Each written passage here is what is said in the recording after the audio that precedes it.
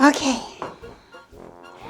Okay, my channel mammals, we're ready to have some cookies. First of all, I want to tell you, let's see, what shall we eat off of? Oh, I love this ever-evolving dish. Have I ever showed this to you up close? Isn't that beautiful? Those are thistles all the way around. And this is a decal that we printed from some paper that we had. And this is from my finger. And so this collection was called Ever-Evolving because every piece, every type of piece from it was different from the other pieces. So anyway, I wasn't intending to start to talk about this. I just wanted to tell you that I have missed you terribly. I haven't seen you all in so long, and I kept wanting to make videos, and it was just such a busy time and lots of very important things going on, and it just kind of got lost over time. But here we are today. So I always noticed that when I haven't seen a good friend in a long time, it's as if nothing changed. We're the same. We just picked up right where we went on, and here we are. Anyway, I thought I'd drink my milk out of this little cup because this is a cup that Richard and I designed, but we never made. Isn't it pretty? I love it so much, and it's the only one that we have. Oh, come over here and you can look at it through the white tablecloth. And from here, see, you can see the colors better. Look at it with this tablecloth. You would think they knew each other were going to be together today. I made some cookies the other day, and they were okay, but I just felt like they needed to be better. I was just intending to make regular old chocolate chip cookies, but I wanted them to be, there's so many recipes, you know, and they're all so fabulous, but somehow I wanted it to not be fabulous, but just special somehow, and I wasn't sure what that was. And then once I bit into the cookies, I realized, okay, one thing I really like about cookies is that they're crispy on the outside and a tiny bit bendable in the inside. And it's very difficult to get that with my cooker. As you can see, it's an old cooker and it just has a mind of its own, but I do everything in it and everything turns out to be wonderful, but I can't really repeat things very easily because I have no idea what temperature or how well it holds the temperature. I've never done the scientific experimentation to know what it's really doing. So so I thought, okay, well, I'm going to try to make them a little less baked, and I'm going to add, besides the chocolate, ginger, and the chocolate and the walnuts, which I love. I love nuts in my cookies because I'm not so keen about chocolate. I love chocolate, but I don't like to have too much at once. You know, some people can just eat chocolate everywhere and in everything, but I just like it to be in competition with something that's savory and dry and not so rich. So nuts are a perfect thing for me to counter with chocolate. So whenever the chocolate chip recipe says 2 cups of chocolate chips and 1 cup of walnuts, I always reverse that. And it's the perfect combination for me. So I decided that I would also add ginger and cranberries, dried cranberries. And we have dried cranberries that are not like any other dried cranberries. I'll show them to you. So I made the cookies that way, and I put my very special salt on the top. You can barely see it. Maybe you can see it here if you look very, very closely. A little bit of salt. It's shaved salt. It's sort of like you took a sharp knife and shaved it. I'm not sure if that's what they call it, but anyway. And then you can also see here a little bit sparkling in the light, maybe. You know, that sugar, do they call it tornado sugar or something like that? And that little bit of a sprinkle, see, can you see it? Sometimes it doesn't sparkle in the camera. But anyway, so that's what's on the tops of the cookies. And the recipe that I was looking at asked to put the tornado sugar in the batter. And they said, you can do it without, but that subtle crunch you would be missing. And I did it inside, and I went all the way to the market to buy it and everything, and I didn't taste the subtle crunch. So I decided to put it on the outside of the cookie with the salt instead of on the inside. So that was the other change. And the other one is my arm was almost dropping off when I was trying to chop the ginger. Have any of you tried to chop crystallized ginger? It sticks to everything. It is so tough. It just avoids cooperation. So I always use a little less than I'd like to because I just can't bear to do any more. So I thought I'd do a little bit more ginger, but a friend just tasted the cookies today and said she felt it was just the proper amount of ginger because ginger is so powerful that it can take over too much. So this is the third try. This is from the second try. The first try is all gobbled up.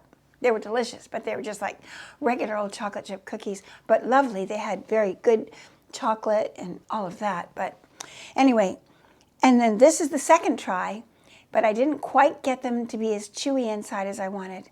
And oh, another thing. I never pay attention when they say use unsalted butter. Never. I don't know why, I just have a stubborn Americanism about me that wants to have only salted butter. And I just don't pay attention. But this time, because of the salt on the top, I realized, and then they also put salt in the recipe, I thought, you know, I should do it with the unsalted butter. So this new one that we're making today is going to be more different than I've ever worked with. So it's going to be unsalted butter. And I think it's going to be just right because then you'll taste those flakes of salt on the top. See, look, it is a little bit just right. When I'm bending it, it's not snapping, it's bending. Did you notice that? I'll do it again this way. See? I think I actually got it at the right temperature. Oh, and look, there's a little cranberry sticking out right there, and the chocolate. And do we see any walnuts? Oh, there must be a walnut back in here somewhere. Yeah, maybe. Yeah, there's some walnut right there. But see, even that, it doesn't want to quite let go. It's great. Okay, I'm really glad that I'm eating this cookie because by the time I got ready to play this video for you, I was so tuckered out. And I thought, oh, I'm so hungry. Now I have to go eat lunch. And then I thought, no, but then it'll be dark. And it'll be another day lost in doing a video. So I forced myself to eat this cookie. And now I'm glad I am. Because I'm telling you lots of things whilst I'm talking with my mouth full. It is really good. Oh. So it has that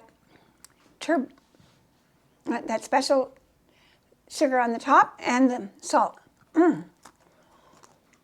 It's pretty good.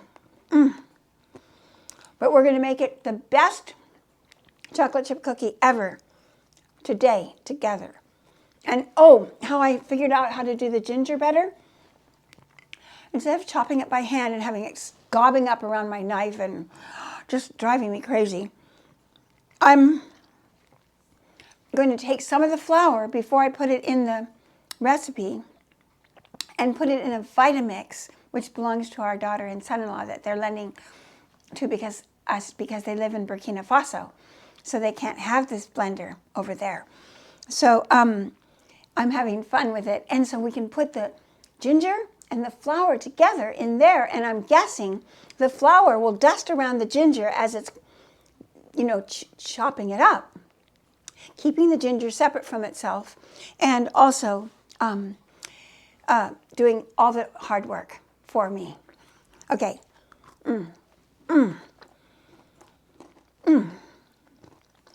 It's delicious. Cheers. Now to work. I changed the location of working from being over there and in front of the cooker because I thought, oh, most of my videos, it seems like, are in the galley. And I have to have them in the galley if I'm doing something with cooking because it's just not that useful. So if it's otherwise. So here we are. So the first thing we're supposed to do is we use two different kinds of beaters. Wire beaters and paddle beaters. This is the unsalted butter. I know it's supposed to be so much more sophisticated, but in this recipe, it definitely, I think, is going to be a nice addition. And it's supposed to be room temperature, not Yankee room temperature. But if you turn on the heater and put it on the rolling pin from Uncle Robert's grandmother, they become just the right temperature. So there's that. You're supposed to have that and the regular granulated sugar. And my regular granulated sugar looks kind of lumpy and bumpy. And see that little orange dot in there? That's because I use it for dusting on my orange rinds. See these? These are so beautiful. I love these so much. I'm going to take them off and show you, even though some might spill. But so then I put the sugar back in my sugar bowl. So it always has a little bit of orange in it, which is fine. Look there. Can you see okay? Up really high you can go. If you're on your tippy toes. Okay, my channel mammals, you're doing a great job there. Okay. So that's why my sugar is a little strange looking. Okay, then you're supposed to put that and this sugar, brown sugar. I use a scale now. Do you all use scales now?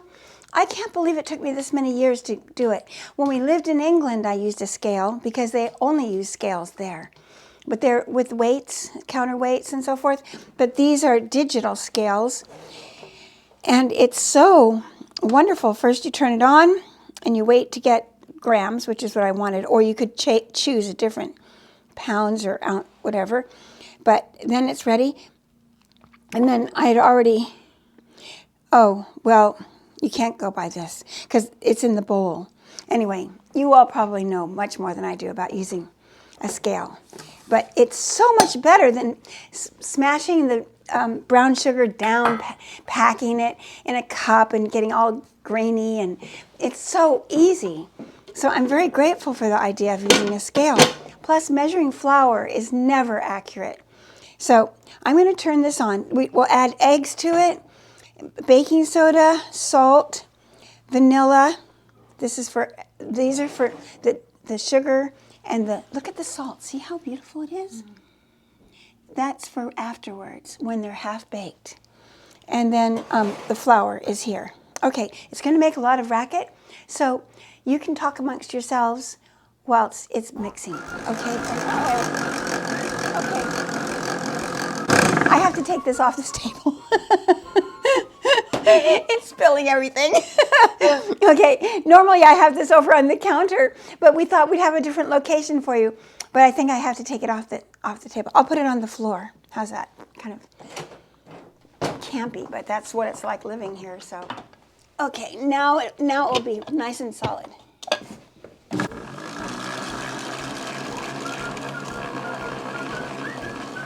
2 cubes of butter and 330 grams of light brown sugar and 50 grams of regular granulated sugar so far. And I wrote the whole recipe out, and I promise this time it will come out when the video comes out. So you'll have it. And so, and salt, it's 3/4 teaspoon of salt and 1.5 teaspoons of baking soda, 2 eggs, and 1 teaspoon of vanilla. Okay? This is the only thing I haven't measured. Okay, first we'll do the eggs, actually, and the vanilla. Okay, so see? Look, it's lovely, isn't it? It's very fluffy. See how it's light and fluffy? See, it's very fluffy. Like, ooh, it's just gorgeous. It's light and fluffy. Whoops, I just dribbled some on here. Okay, so now the eggs first, only till they're blended, not making a big whipping of them or anything. So we'll just do that. Bloop. Bloop. Just enough to blend together. Kind of soppy looking. And then I'll scrape down the edges here. You know what I think they might do, to be fair? I think what they do is when nobody's looking, they clean out the bowl. But just to save wasting your time, they don't take much time to clean out every corner of the bowl. That's what I think happens. Because they wouldn't be that wasteful, I don't think. Okay, there you go. Now, okay, now a teaspoon of vanilla.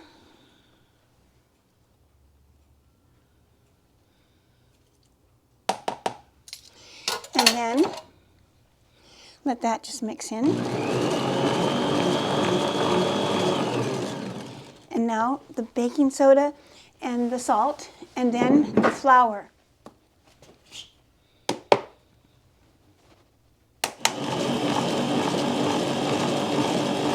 It's 440 grams of flour. Look at these cranberries come from Tashkent. See the difference? See, they're so red and tender and soft. They're not hard and all dried out and dull. And I love using them. They're so much more colorful than other dried cranberries that you see. And they're also cheaper. And you know what I think I'm going to do? I'm going to take you on a free holiday to Tashkent. Are you excited? You won't believe it. We're going to go together really soon. So that's for the these. We're going to add these. We're going to add these in. Not gonna, but going to. I'm trying to watch my English. And then this is the ginger. Everybody knows what ginger looks like. I'm trying to think if there's anything else. Oh, the walnuts. But let's do the ginger.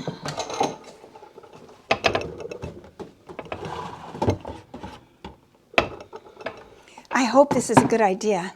And the other problem is because I don't really know how much ginger I want, or how much of anything, except for those kind of basic measurements, you know, that are helpful in baking. There is a science to baking, but these things are more to do with individual preference. So here's some ginger. I remember I was getting tired by the time I chopped up that much ginger. So I'm going to try a little bit more. Boy, I hope this works. But my friend said she thought it was quite gingery enough. So, oh, I'm so thrown because I love ginger too much. I don't know. What do you think? Should I add this or no? There it goes. And here's the flour. We don't even know if this is going to work. So let's see. I may be having to chop it up by hand after all. So, or it might turn into just crumbs that you can't taste. I like the chewiness of the ginger, so we don't want it to get too well ground up. Here we go.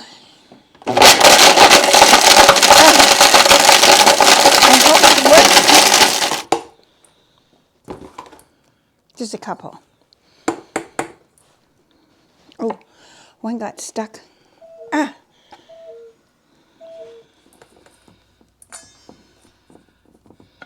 See, when you're doing it by hand, all the pieces look like this.